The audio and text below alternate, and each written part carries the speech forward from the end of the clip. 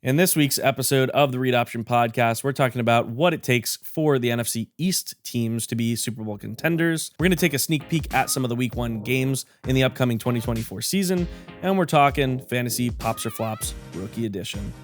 Enjoy. Dalton steps up. It's complete. Remarkable. Cut back outside right 30, 35, 40. Down the far sideline. He's still moving. It's going to go. Pass is caught. Diggs. Sideline. Touchdown. Unbelievable.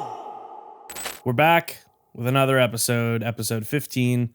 I'm not going to waste any time. I'm jumping right in with a little factoid for you that I didn't write down on your doc. All right. So, Seattle Seahawks hold the record for the least amount of total yards in a game with -7. Oh, that probably was in the Dan McGuire years. So they lost 24-0 against the Rams in 1979. Oh, it was before then. Okay. And my note is the Rams were tormenting us even before we were even in their division or conference. That's a very true statement. Yep. Those sons of bitches. So yeah, that's I was on Reddit and I saw what is the most interesting fact about your team. So I control F'd Seahawks and that's what came up. Dang. Yeah. Yeah, it doesn't surprise me. Unfortunate. It does not surprise me. Nope. All right. So let's jump in with kind of some, maybe not news, but newsworthy information. This is interesting. This is kind of shows like the direction of where the NFL is going, and we'll kind of discuss whether or not it's good or bad. So from 2019 to 2023, no team played 3 games only 10 days apart, meaning like they had a Sunday game and then a Sunday game and then a Thursday game. So 10 days or 11 days is really you can go up to 11 days. That's what I saw because it's like the 10 to 11 day range. Regardless, it's a lot of games in a little amount of time. That's basically what the idea is. You could play a Monday night game, then a Sunday night game, then a Thursday. You can do that too. But from my research was with the Seahawks this upcoming season, they're going to do that. 3 games in 11 days. So it's going to be a Sunday game, and then a Thursday game. But yeah, this year, 10 teams are going to do that. So from 2019 to 2023, no team played 3 games, only 10 days apart. And now this upcoming season, there's 10 teams doing that. So it really kind of goes to show like the direction the league is going in. Roger Goodell has also been kind of outspoken about how he wants to shift to an 18-game season. So it's like these players are not getting much rest. Yeah. They're like beating their bodies up, and there's certain positions that are already kind of like getting torn out of the league early, like running backs anyways. You know, they maybe last 5-6 years in the league at this point, and to make them play 18 games and to play on Thursday nights right after they played on Sunday, like that's crazy. So the league is definitely shifting in a way that, how does the NFL Players Association like allow this to happen? I was going to ask that question. Way back when Richard Sherman was playing for the Seahawks, he was complaining about having that quick turnaround. The Thursday night games, yeah. Yes, he was complaining about that. He was. So I remember this. This is going on for a while now, and Richard Sherman, being the outspoken person that he is, called the league out and said, "Oh, you pretend to be all about safety, but our bodies don't even have time to heal." Yeah.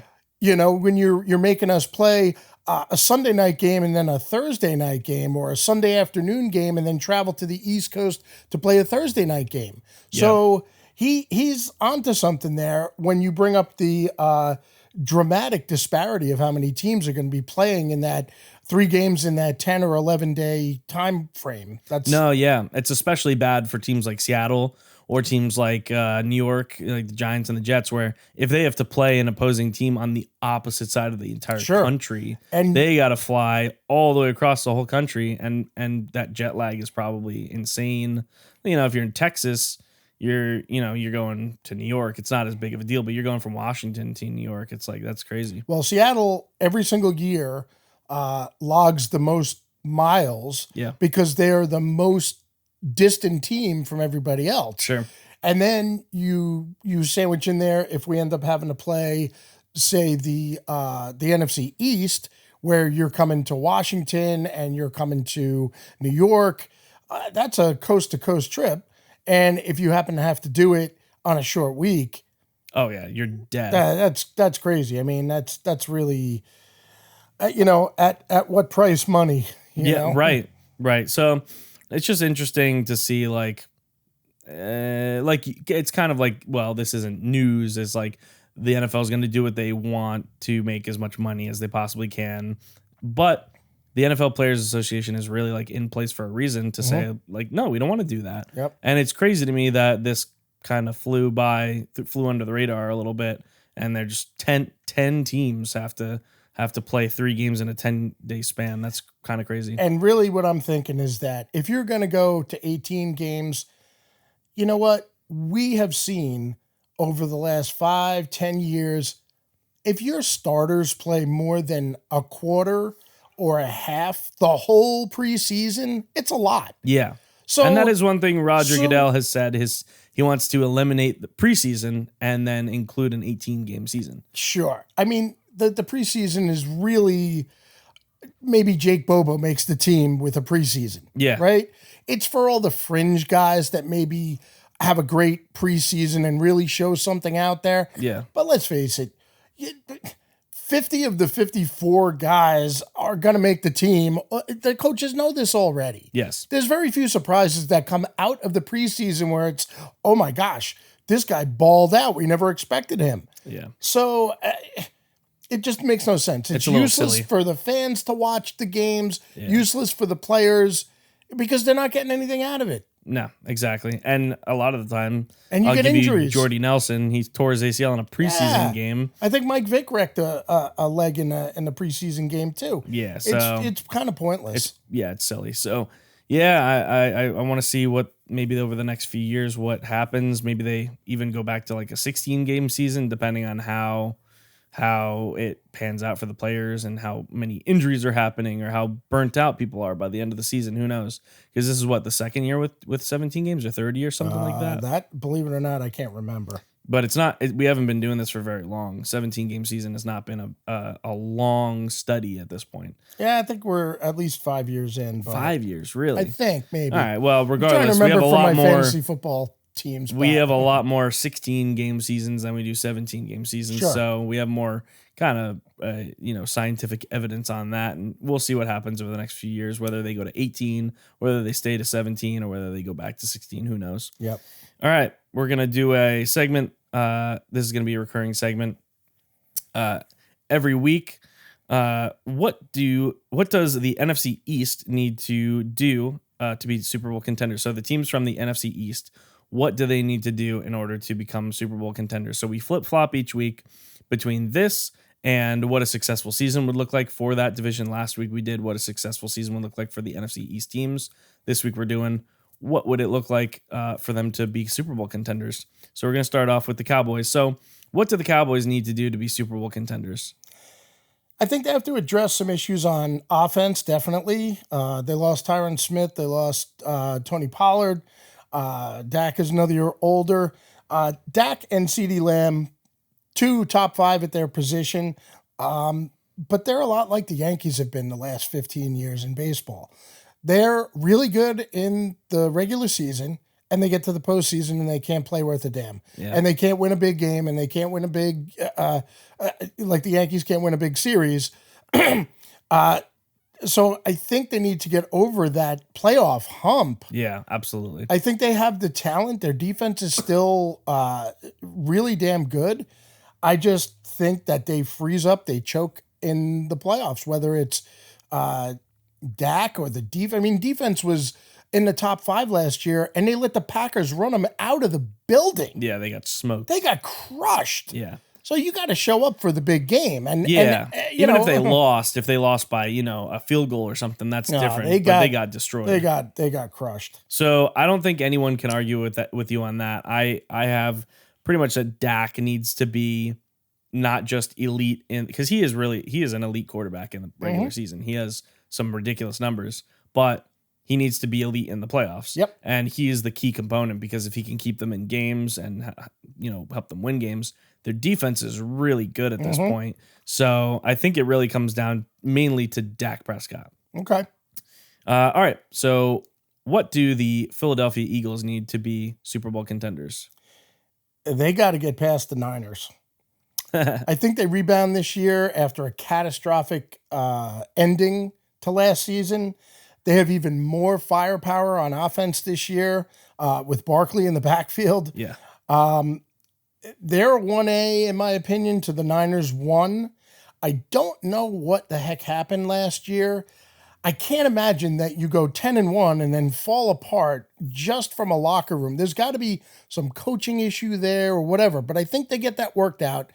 They still have Jalen Hurts, who I think hasn't even hit his potential. A.J. Brown, Devonta Smith, you got Dallas Goedert over there. Now you got Saquon Barkley.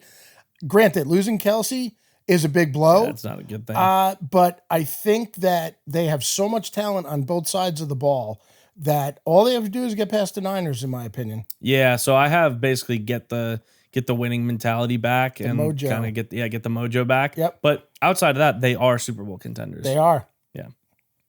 All right, moving on. Last two in the East are going to be a little bit fun to talk about because they're not even close to Super Bowl contenders. Correct. So, what do the Giants need to become Super Bowl contenders? I'll explain. They need a quarterback.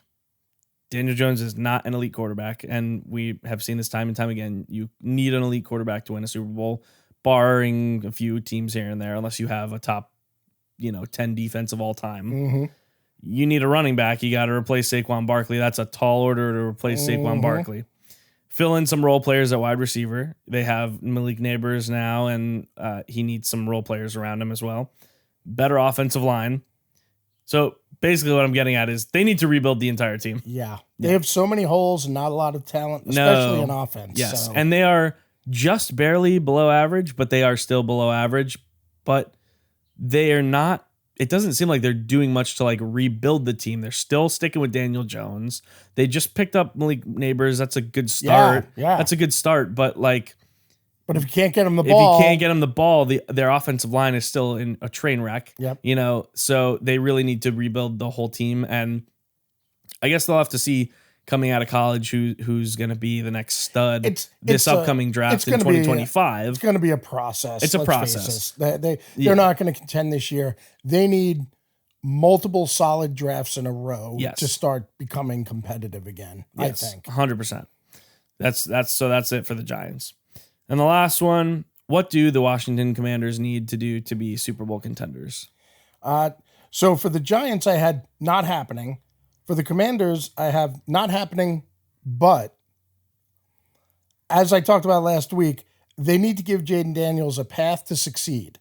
It's probably not going to happen this year. And I'm not sure if Dan Quinn really offers that as a defensive-minded coach. Their offense, their line clearly was putrid last year. Yeah, 60-plus sacks for Sam Howell, being essentially a rookie, made just a ton of mistakes back there, but he was running for his life the whole season. Yeah. And their skill players are not exactly top tier. Eckler had a down year last year. He's also old. Yeah, he was very good the year before, but last year he looked like he was done. He's old and slow, yeah. Yeah. McLaurin is fine, but Dotson and McCaffrey is a rookie and a 33-year-old Zach Ertz. Yeah, not necessarily walking into a J.J. McCaffrey situation. Oh, J.J. McCarthy? Yeah, what did I say? McCaffrey? J.J. I think you had McCaffrey on the mind because of Luke McCaffrey. My bad. Yeah, we'll throw the red flag on that right away. Right.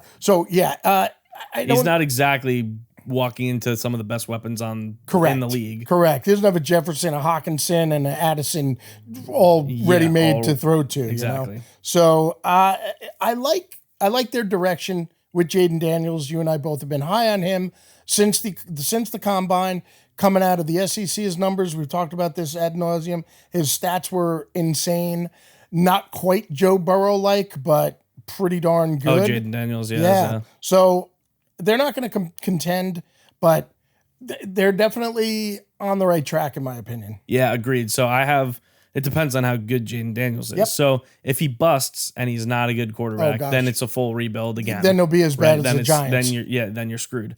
But if Jaden Daniels has promise, the very first thing you need to do is, I think if he's good, they have decent enough weapons on offense to help him out a little bit. The defense needs to really be revamped. And maybe get like a stud number 1 wide receiver. If Terry McLaurin's your second wide receiver, that's really good. Like, So Terry maybe McLaurin, they pick somebody up in the offseason, free agent, or trade for somebody. Yeah, I went a different route. Their line let up 60-something sacks true. last They year. they definitely need help gotta on the line. protect him. They gotta He's got 22-year-old legs. He is gonna escape more sacks this year than maybe anybody in history other than maybe probably. Randall Cunningham. But he's still not going to blossom as a quarterback until you give him that time to throw, make his reads. If he's scared crapless every time he snaps the ball in the shotgun, he's going to break the pocket and run. Yeah. It's what Lamar Jackson did for the first couple of years of his career until he learned how to have some patience and get the ball out and go through his progression, go through his reads, and then develop as a passer enough to throw some receivers open. Yes. Right? But so basically the Commanders seem like they might have a better opportunity to be Super Bowl contenders than the Giants. I think the Giants are at the bottom of the barrel for the East. I totally agree. But at least the Commanders have a little bit of promise, which is saying a lot because they were probably the worst organization in the league last year other than the Panthers. Well, your franchise quarterback can really do that for you. Look at what Joe Burrow did for the Bengals. Oh my gosh, the Bengals were terrible for years. And then Joe Burrow came along and sure, his injuries have been very difficult to deal with, but I mean, when he's on the Super field, Bowl, when he's on the field, they're in the championship game. You look at a Josh Allen. The Bills were getting spanked every single year by Tom Brady, and then Josh Allen shows up, and they're contenders ever since. Yeah, true. So and that franchise QB can take you Burrow's places. done what Josh Allen has not done, which is go to the Super Bowl. Yeah, which is beat Pat Mahomes. Yeah, I guess so. So, all right, let's jump into our next segment. This is interesting week 1 games. So the schedule came out a few weeks ago, and I neglected to get it on the dock for last week. But we'll talk about some of the interesting week 1 games this week, and I'm going to start off with what I think is going to be a better game than most people think. So we'll probably have very similar games on our docks, but there might be 1 or 2 anomalies where I don't have what you have and you don't have what I have. This one you might not have. I think Seattle versus Denver is actually going to be a better game than most people think. I think Bo Nix is Bo Nix is apparently looking very good for a rookie. Like, he looks ahead, and this could be, Sean Payton hyping him up or something like that, but it seems like he's ahead of the game in terms of what most rookies look like coming out of college. And just in general, I think it's going to be a pretty good game. Okay. I had that as a footnote down below. And so I guess I'll bring it up now since we're on the Seahawks. Scheduling in general for the Seahawks. We faced 2 rookie QBs in the first 2 games, both on teams that sucked last year. Yeah. They were pretty bad. Definitely. And they don't have much talent around them either. In my opinion, there is no reason that the Seahawks don't start off 2-0. No, we should win against Denver, absolutely. Yeah. But I think it might be a better game than most people think it'll be. Fair enough. Because we still have zero idea what our defense is going to look like. This is true.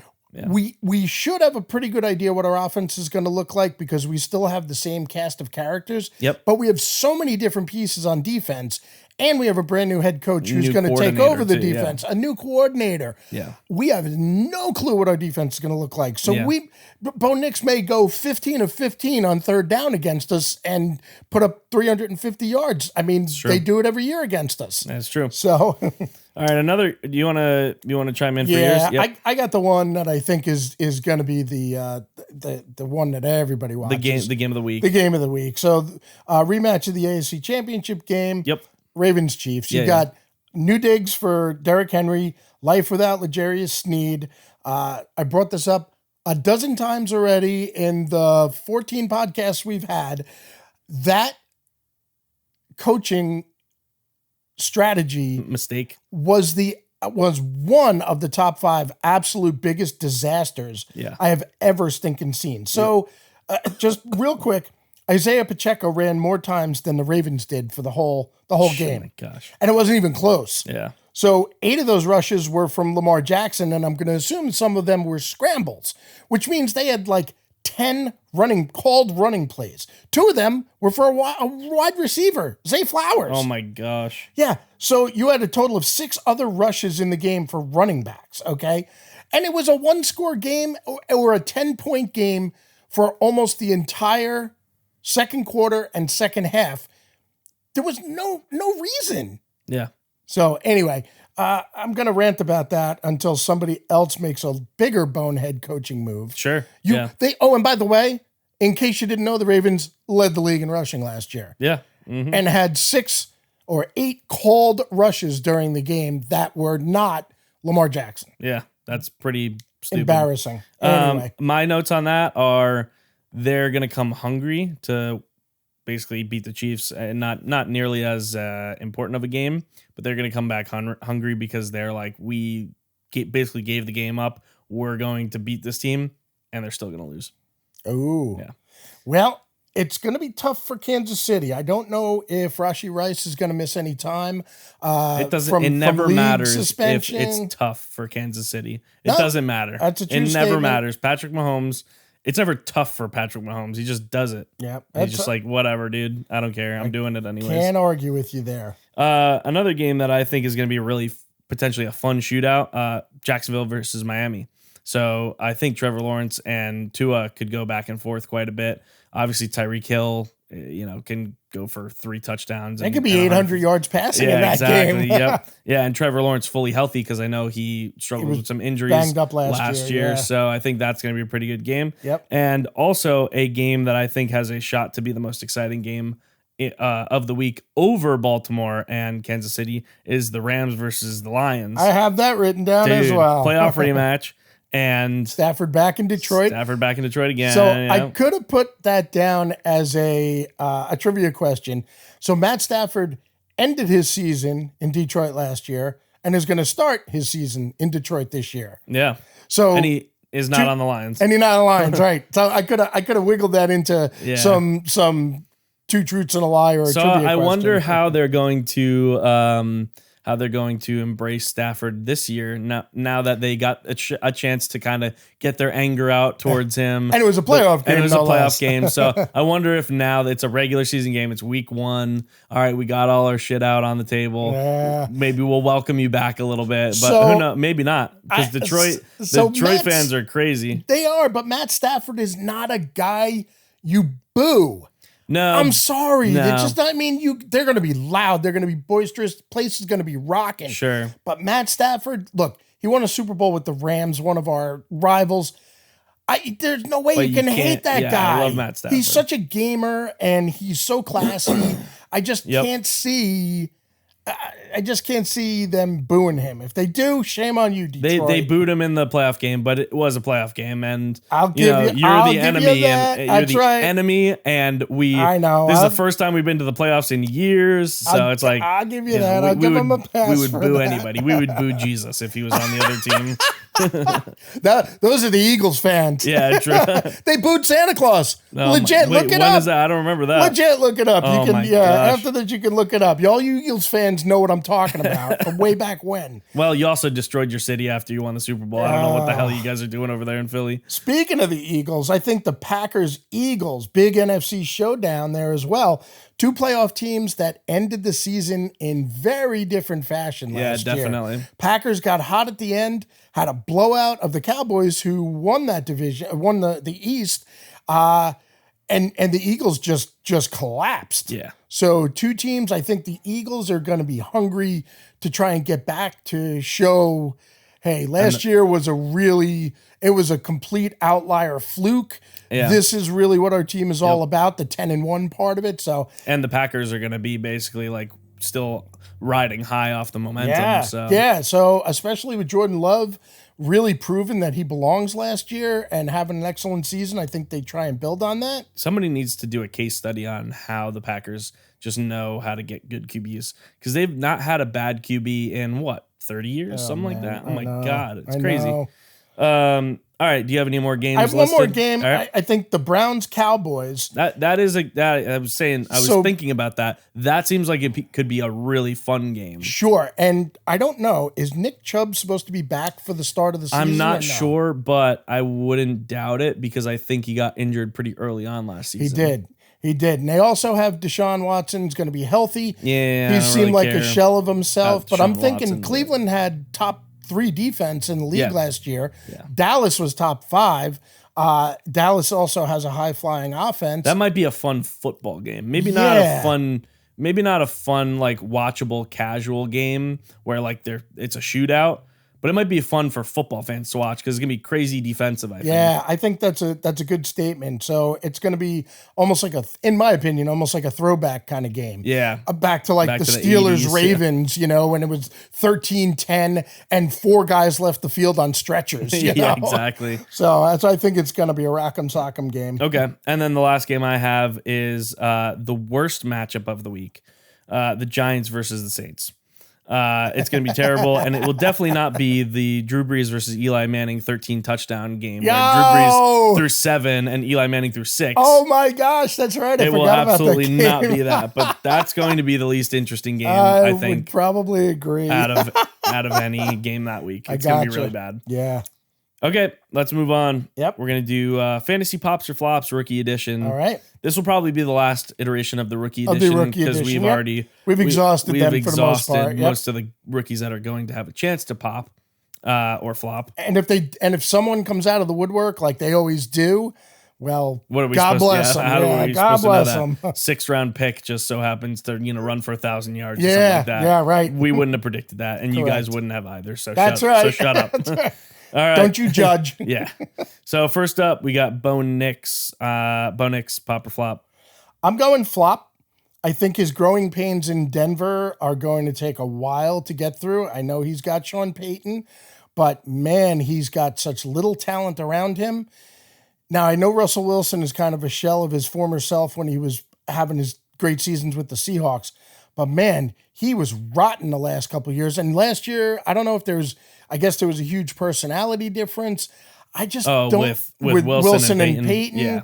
I just don't know. I just don't know who you're throwing to over there. Cortland Sutton, then who? Yeah, and Jerry Judy's not there anymore. And Judy's gone. He's on the Browns now, I think. Yeah. If Russell Wilson couldn't do it with the weapons that they had over there, Bo Nix is not going to do it as a rookie. And you're going to have rookie growing pains. Yep, exactly. That's what I'm thinking. Well, yeah, I think he's going to flop as well. All right, Brian Thomas Jr. I have him popping because I think he's going to fill the role that Calvin Ridley had last year. Yep. Trevor Lawrence is really good, and he will be losing his primary target, which is Calvin Ridley. So someone has to fill that role. Yes, exactly what I had. Ridley had 136 targets that he's taken with him. Yep. And I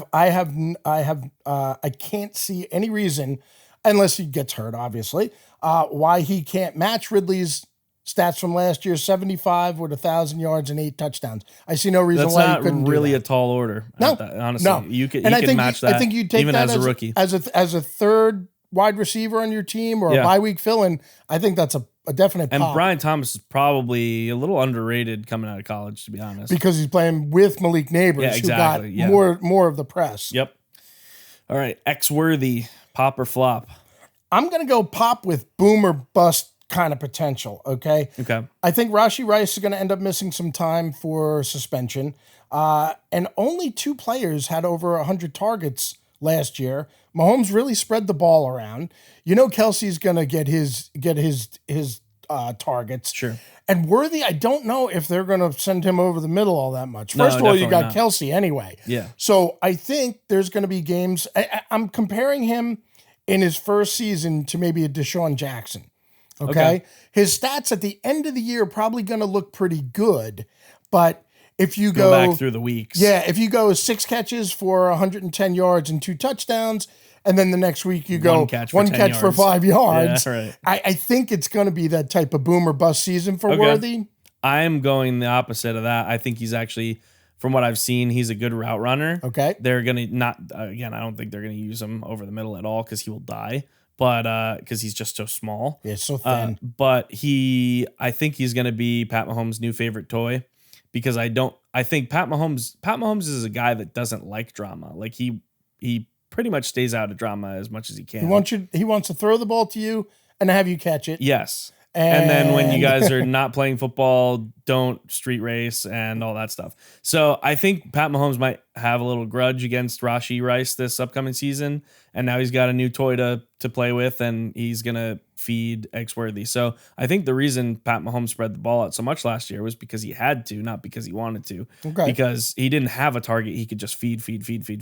And I think Worthy might be a better receiver than most people give him credit for, because he was, if I believe he was on the same team as Mitchell. No, yes, Adonai Mitchell. Yeah, so both out of Texas, and so Mitchell was a good receiver. 2 receivers come out of Texas and 2 receivers come out of LSU. Yes, that's pretty. That is very. That's good. some targets. But I think right Worthy is actually going to have a pretty good season.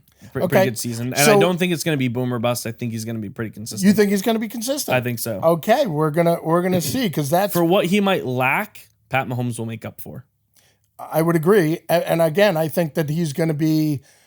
He has potential to be Tyreek Hill light, which means he's just going to be 5 yards past everybody. Yeah. And he's going to dare Mahomes to overthrow him. And I think as he comes into his own over the years, he'll become a better route runner than he is. And apparently he is already a pretty good route runner. Yeah. So, and let's face it, Tyreek Hill, part of why he's so dangerous is because he became a very good route runner, because you have to play off him and respect the speed. Yeah. And so as long as him and Mahomes are on the same page, he's getting those 15-yard passes like no big deal. Yep. And Tua is accurate enough to be able to play into that as well. I'm still surprised that he's catching bombs, because Tua doesn't have the arm that Mahomes had. If but you even watch a lot of those catches, Hill's coming back for the ball. Yeah. But the receivers, the he's defenders, so open, yeah. The defender's so far off him that he has time to come back for it. Yep. All right. Drake May, pop or flop? C, Bo Nix. Yeah. So I'm going flop. Yeah. Another talented QB with absolutely no supporting cast around him. So check this out. Kendrick Bourne, Demario Douglas, Jalen Polk. Yeah. Those are your 3 starting wide receivers. Who? Yeah. Not one of them had more than 50 catches or 600 yards last year. So Kendrick Bourne had like a flash in San Francisco. Yes. That was like it. That was pretty much it. That was it. And he hasn't done anything since. Yeah. He's not even a number 2, and now he's your number 1. It's true. Yeah, and they don't have any weapons. And at this point, they're nowhere near the organization they used to be. Correct. So they're also kind of in a rebuild mode. Yep. Drake May also isn't the best quarterback coming out of the draft, in my opinion. So he's going to have some growing pains. Absolutely. He's not going to come in maybe like a Jaden Daniels or like a Caleb Williams, who might just come in and start dominating. Who knows? But I don't think Drake May has that potential to do something like that. Yeah, especially with the weapons around him. Especially with no weapons, yeah. And lastly, we got Adonai Mitchell. We just talked about him. Coming out of, Texas, right? Yep. Pop or flop on Adonai Mitchell? So I got him as a flop for circumstances. Okay. I think even Michael Pittman Jr. is going to have a down year, and I have a man crush on him from a stat and fantasy standpoint. So you're going Anthony Richardson is the problem? You bet. Yeah. So when he's healthy, and Gardner Minshew is going to be gone, I don't see Richardson being as accurate as Minshew. I don't see him being as daring as Minshew from a passing standpoint, or as polished. He's also going to force the run more. He's going to run, exactly. I don't see him passing 500 times or 550 times like Minshew would have. Yeah. So if you look at the numbers, Pittman Jr. last year, like his first 3 games or 4 games when Richardson was there, very pedestrian. Yeah. And then he was like 8 for 90 with a touchdown almost every game with Minshew. So I think that whole receiving offense kind of takes a step back. And if Richardson had a full year, first of all, he wasn't very accurate in college. Second of all, he didn't play very much in college. Yeah. And he's a big bruising, Cam Newton type running quarterback. Yeah. So that's really why I'm thinking, I think the talent is there. Yeah. The scheme might even be there. Now, if you got a healthy Jonathan Taylor there, you're going to be handing the ball off to him. He led the league in rushing a couple years back. This is so true. So they're going to balance it out, I think. So I'm going realistic pop. I think he's going to be a serviceable number 2, which means he's going to be like, for fantasy, he's going to be like a number 3 or a number 4, like a bench. You're going to have him on your bench for bye week for depth. fill-in maybe? Yes. But the reason I have him as pop is because I don't think he's going to be bad. I just think you have to be realistic about him. Okay. I don't want to say flop because I think flop insinuates that he's not going to be good at all. Okay. But I think that I'm just saying as target expectation. Sure. Can you expect him to do 75 with 1,000 yards and 5 touchdowns? No, but so you're not expecting but him to I do would have that. never expected him to do that regardless of who his quarterback is, unless he has, one of the top elite quarterbacks in the league. Sure. Michael Pittman's clearly the number 1 over there. Oh, yeah. So I think Pittman could go for 1,000 yards, definitely. And 80 catches and 10 touchdowns or something.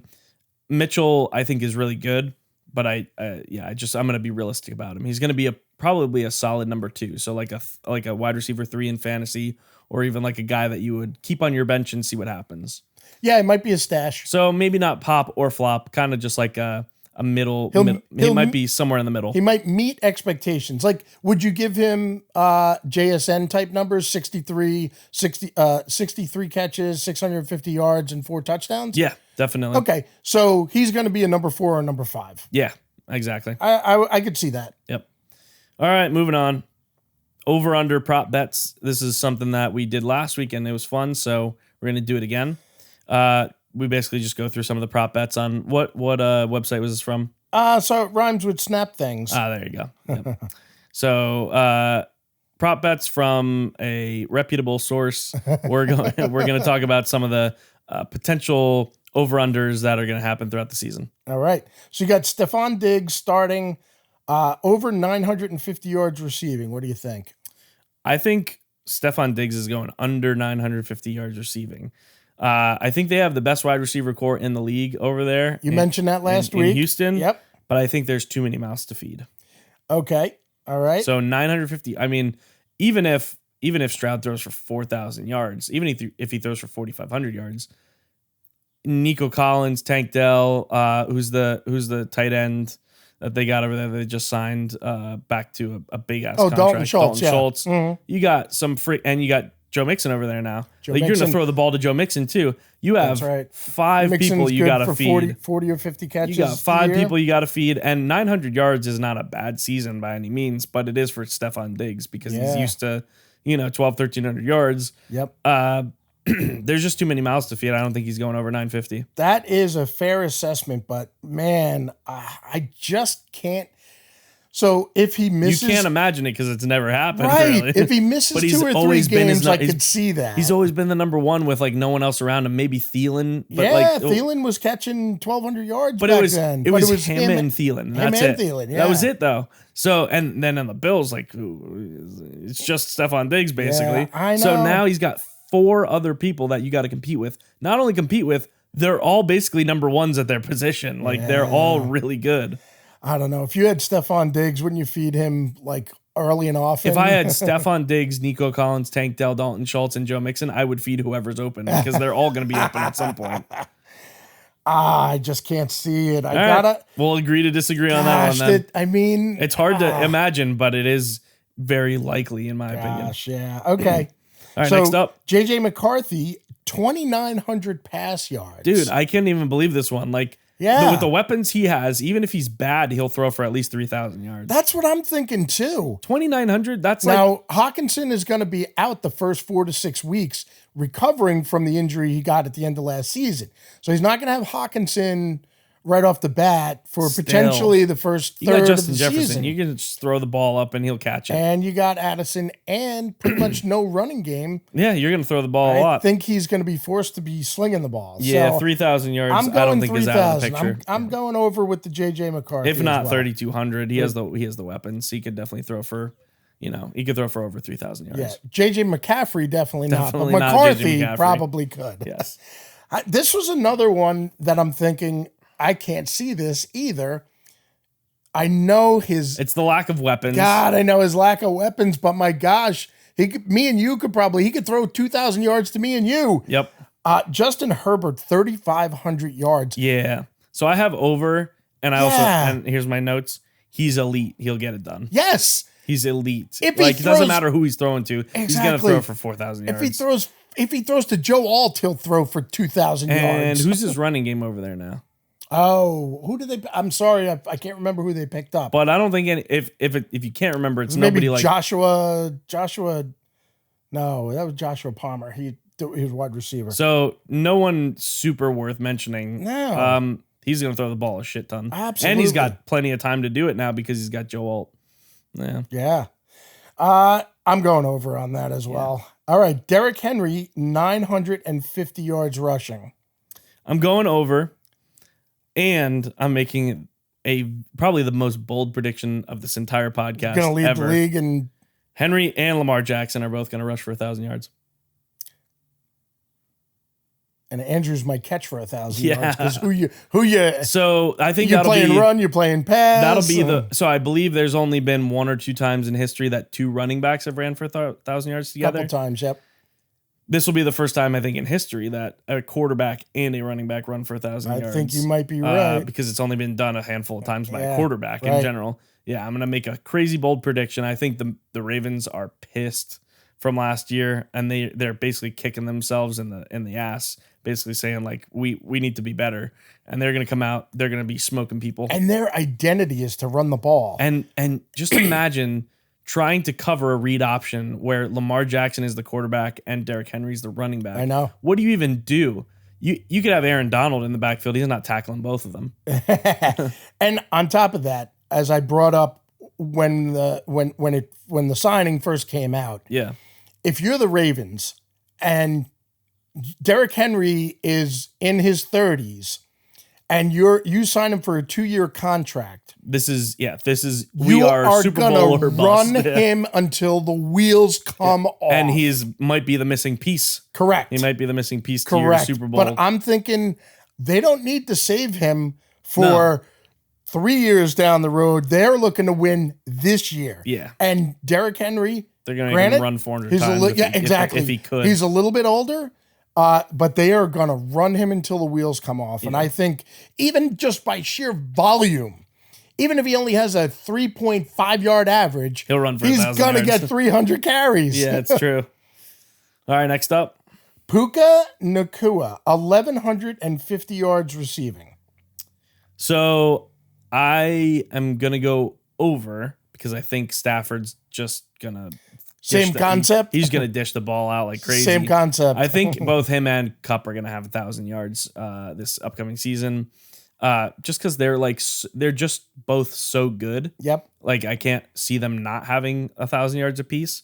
And also I think the Rams are going to be scary this year. But over 1150. Yeah, I am gonna say over 1150 because and I know that's a tall order. But I'm gonna make another broad prediction. Nakua's gonna have more receiving yards than Cup. Well, if they both stay healthy, that should be an interesting battle. Yeah, So my thought is if Cup is healthy, Nacua will get more opportunity because who do you cover? True. Right? Yeah, they're gonna triple team Cup. All that last year with Cup playing. He was out for a big chunk of the season, and he was hobbled the rest of the season, and he still did what he did. and he was a rookie. And he was a rookie. Yeah. I'm going under. Yeah, Just because that 1150, like I think he'll go over 1,000 yards. yeah. He might even get into the almost 1,100, but man, that's 1,200 yards. Yeah, is, woo. I think it's another kind of Dang. it's a similar idea where like Stephon Diggs and Adam Thielen. Like who's after that? Nakua and Cup, Yeah. and then who?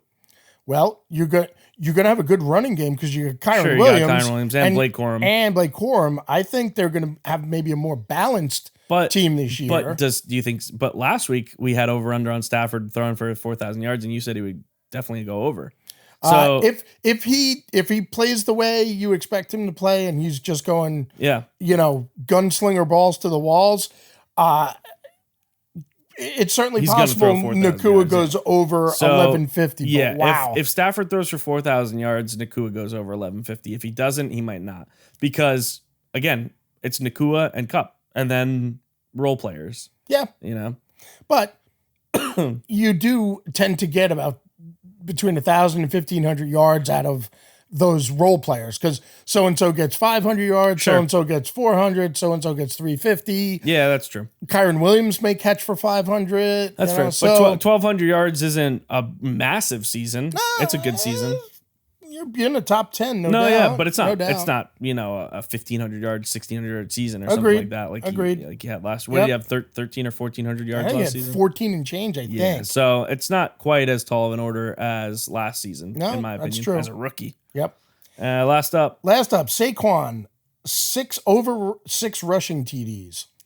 I'm taking the over on this one. DeAndre Swift ran for 5 last year, and Barkley's better than DeAndre Swift, in my opinion. The only kind of determining factor, I guess, is going to be Jalen Hurts because Yeah. he's going to take a lot of those Yeah, touchdowns. he scored 15 or whatever rushing touchdowns. But I last think year. because they have Barkley, they might take a step back from giving Hurts the ball on the goal line. Yeah. And just have Saquon take it. Because what the last thing you need is for him to do a QB sneak and break his finger or something like that. Yeah, So I Saquon, agree. they might shove the ball to Saquon and let him take the goal line carries. And I think mainly. Saquon is, I mean, he can score from 20, 30, 40 yards out. Oh, no yeah. doubt about it. Yeah. I'm going over as well.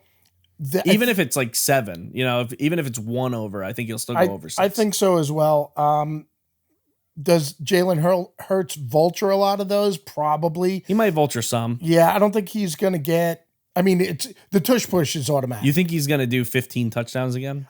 I don't know, but the opportunity might be there, and the tush push works. Yeah, And but nope, they Saquon haven't- Barkley also works. I agree, but Jalen Hurts is he's pressing 600, 700 pounds with his freaking legs. That's true. So That's true. you know- I'm just thinking like get Jalen Hurts out of the giant pile of bodies. I agree. because you don't want him to dislocate his shoulder or something. and like that's that. another reason why I think Derrick Henry is going to eclipse 1,000 yards because maybe you don't want Lamar running as much as he Yeah, used to. if you don't need him but to. now you have a bona fide stud workhorse back, right? 100%. Yep. So I'm going over as well on Saquon. The interesting caveat on all of these is if you get hurt for 2 or 3 games, it like the numbers are kind of on the borderline where if you miss 2 or 3 games, Well, you gotta assume, really tough to go over that. Yeah, I mean, in these, it's tough not to. You kind of have to assume injury, but you also have to not assume injury because you got to be like, all right, give him the best chance that he can. But at the same time, you got to be realistic. Gotta be Saquon's realistic, been yeah. injury prone. He has been. All right, so that clears all that up. Yep. Let's move on. Next segment, last few segments here. We're gonna do, dude. What are you talking about? Do you have one for me? I don't. I don't think I'll ever have one. All right, so Ever. I have a dude. What are you talking about? Okay. This one might get. It doesn't match up to the Cam Newton one, but it does come close, which is crazy. I want to know where you're finding these damn things. I know. I scour the internet Jeez. and steal other people's content. Of course. All right. In 1983, Terry Bradshaw needed elbow surgery, but he didn't want the media to know that he was in the hospital and come to the place and have cameras in his face and all that. So he checked in to the hospital using a pseudonym. Do you know what pseudonym he used? Bear in mind, this is 1983. Was it Dan Marino? No. Ah. That would be... See, that would not be a dude, what are you talking about? That would just be hilarious. Okay. He checked in under the name Thomas Brady No. in 1983 What? when Tom Brady was probably 10 Oh my God. and really? no one knew who the hell that was. Holy shnikes. Oh my gosh, right? Tom Brady. Did it say why he picked that particular name? No, Was he friends with a Thomas Brady? It must have been like 2 very common names, first name, last name, and he mushed them together. But dude, what the hell? What are you talking about? Tom That's Brady great. in 1983? Nobody knew who the hell that was. No, so okay. In 83, I would have been. So I graduated high school in 87. So I would have been like 13 years old. So Tom Brady was Tom Brady would have been like 6. 3. Yeah, 3. Jeez. Yeah, that's pretty crazy. So not quite Cam Newton, but it does. That's pretty funny. It's man. maybe a tier below that one. Let's see if we get 1 million combined likes on that. Yeah, right. All right, next up, we're going to do Where Did He Go to College? NFL edition. I thought this was going to be fun, but then I've set the bar so high that now it just gives me anxiety. And you're also trying to compete with my boy from the oh, bar. I got to give Kevin a shout out, man. I got to. Oh, before we move on, let's also give Reek Woolen and Terrell Owens a shout out. Thank you guys for liking our video. Yeah, Reek. Out on Instagram. Appreciate it. And Reek, we know you got a comeback year in you this year, man. We're just wishing you all the best. You got to stay healthy because you and Spoon, you guys are going to be the bookends over there, man. It's going to be great. Hell yeah. All right. Where did he go to college? NFL edition. Oh. Alex It was Utah.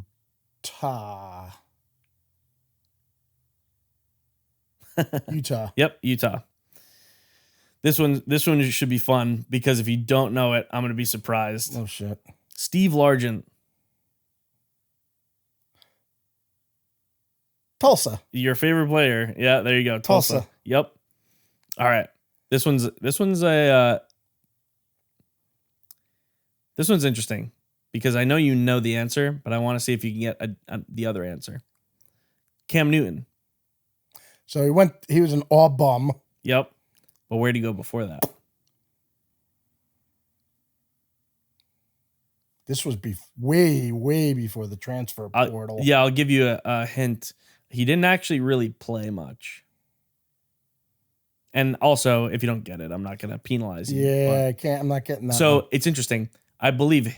Where did Tebow go to school? Florida. So Tebow, Cam Newton, and Aaron Hernandez were all on the same team. Yeah.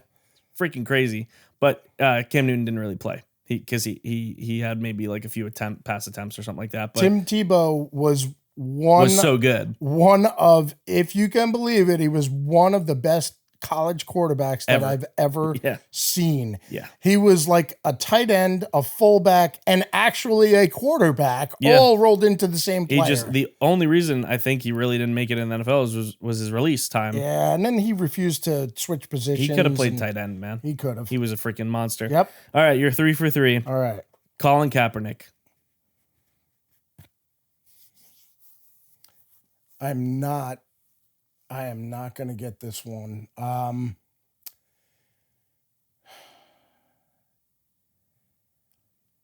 want to say that he went to like someplace out near Dakota, Iowa, Idaho, like someplace out there. I want to say. I'm not going to get this one.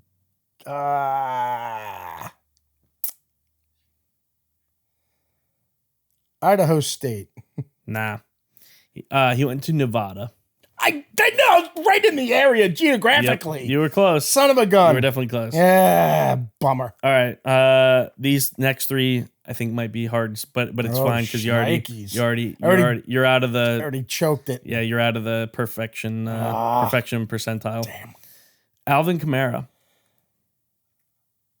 Oh, he went. He didn't go to Toledo. That was Kareem Hunt. Kamara went to a Tulane. You want to give it another guess? No. He went to Tennessee. Kamara was at Tennessee. I don't remember him running at Tennessee. Son of a gun. If I remember correctly, he was not like a huge name coming out of college, was he? No, I don't think so. And I'm surprised I don't remember him running at Tennessee. Yeah. All right. Son of a. Ready? Next up? Yeah. Travis Kelce. Yeah. He went to a strange school. He is a freaking Bearcat at Cincinnati. Yep. Went to Cincinnati. Yeah. Yep. Which is really weird. It's not exactly a hotbed of NFL players, really. And I think Jason Kelce might have went to Cincinnati as well. I'm not 100% certain on that, so don't quote me on it. But I think my buddy was telling me that was like they both went to the same school. Okay. Just like J.J. Watt and T.J. Watt. Yeah, yeah. But all right, last up. Do you remember where A.J. Green went to college?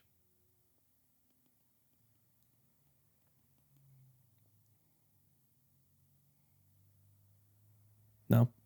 You'd have to give me longer than I probably have To think about it. to think about it. I think I'd probably come up with it, but so I'm trying to, I'm almost positive it was somewhere south. Okay. You're on the right track. It was, it wasn't Tennessee also, was it? No, I'll give you a hint. Well, it's going to give it away, but I'll give you a hint. Same logo as the Packers, just different colors. Yeah, freaking Georgia. Yep, you went to Georgia. Damn it. All right, so that one wasn't as good as the other ones. You're getting harder now, yeah. brother. All right, Damn. I'll go easier next week. That's fine. That's fine. It's challenging.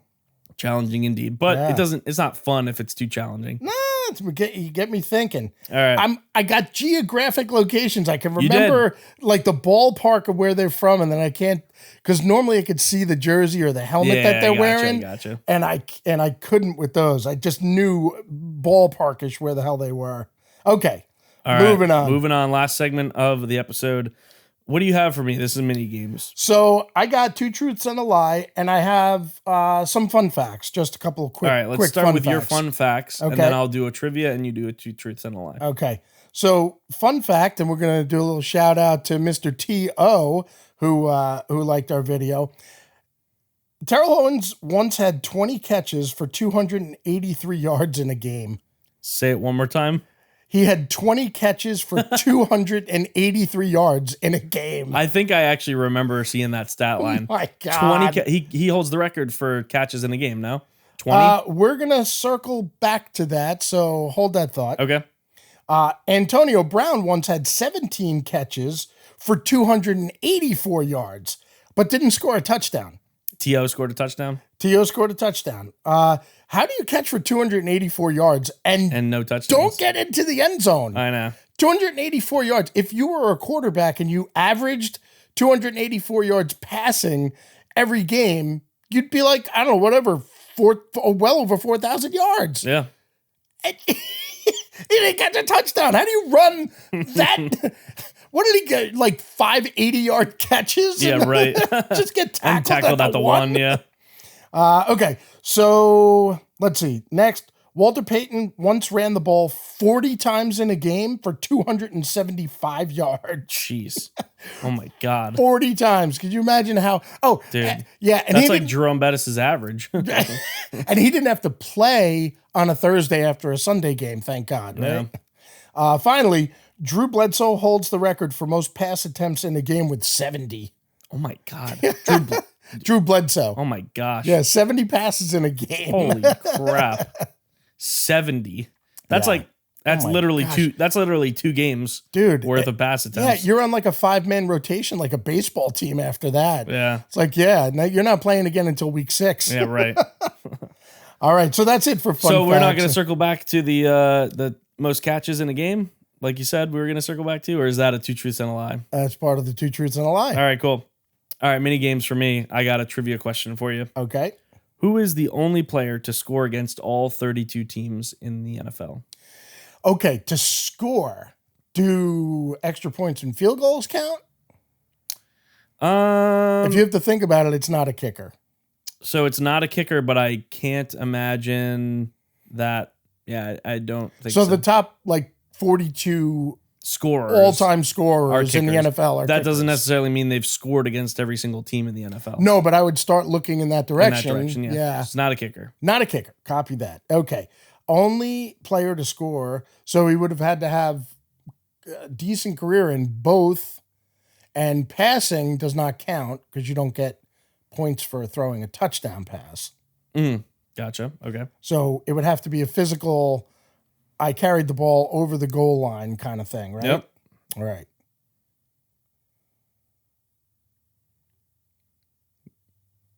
So it would either be Dickerson or Falk because they played with the Rams and the Colts, or it could be. So you're thinking like someone who played with a bunch of different teams or something? No, somebody who played in the NFC and the AFC. Oh, gotcha. Because how would you score against all 32 teams? Is this a trick question? Is It's there not a like trick question. Curveball thrown It's in not there at all? No, not an audible. Okay. I mean, you could score against all 32 teams even if you were in the same division. I'm not True, saying, but I'm not giving you a hint. I'm just saying technically you could. It would be harder because you don't play as many games against an AFC team if you're in the NFC. Right. Right, throughout your career. But you want a hint? Jerry Rice holds the record for, I think, most touchdowns.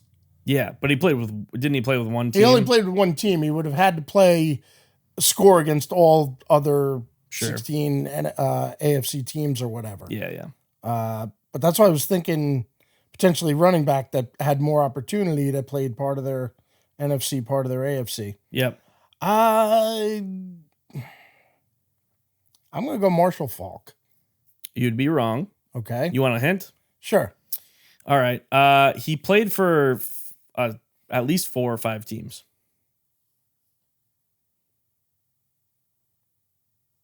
I did not know that Marshall Faulk played for the Colts. I think he did. Played for 4 or 5 teams. Yeah. Frank Gore? No. But that's a good guess. We just got done talking about him. Yeah. Damn. You got me. No, we just got done talking about him. Oh, we just got done talking about him. Yeah. Walter Payton? Nope. Walter Payton didn't play for 4 or 5 teams. No, he didn't. It would have had to be T.O. Yep, T.O. Fun fact, gun. he scored against all 32 teams twice. At least twice. Get out of here. My uncle brought this up, and I was like, dude, I got to have that on the podcast. He's like, don't forget. That's got to be in the podcast. Oh, my gosh. I told him, T.O. liked our video. He goes, I just did some research on T.O. He's the only guy to score against all 32 teams, and he did it twice. Oh, my God, dude. You have smoked me with your stuff this week. Son of a gun. That's a tough one. I just thought it was so interesting that it didn't matter if you got it or not. I wanted to bring it up. Another it's so shout out for T.O. T.O. Yeah. Yeah. Hopefully you're less of a dick nowadays. He's going to edit that out. No, I'm going to edit that out. Okay. T.O., keep being you. Yeah, you be you. You do be you. All right, 2 truths and a lie. So Brandon Marshall holds the record for most receptions in a game. Man, that I would not argue that if you told me that straight up.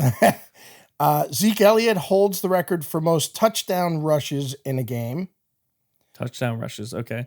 Sean Alexander holds the record for most rushing TDs scored in a half. Say the last one more time. Sean Alexander holds the record for most rushing TDs scored in a half. I know that's 100% true. I'm pretty sure it was like 5. Zeke does not hold the record. You said Ezekiel Elliott? Is that who you Zeke said? Elliott, yep.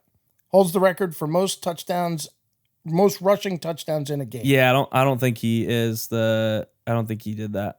I don't think he ever scored more than 3 rushing touchdowns in a game. So I'm going to go with that one being the lie. You would be correct. And Brandon Marshall had 21.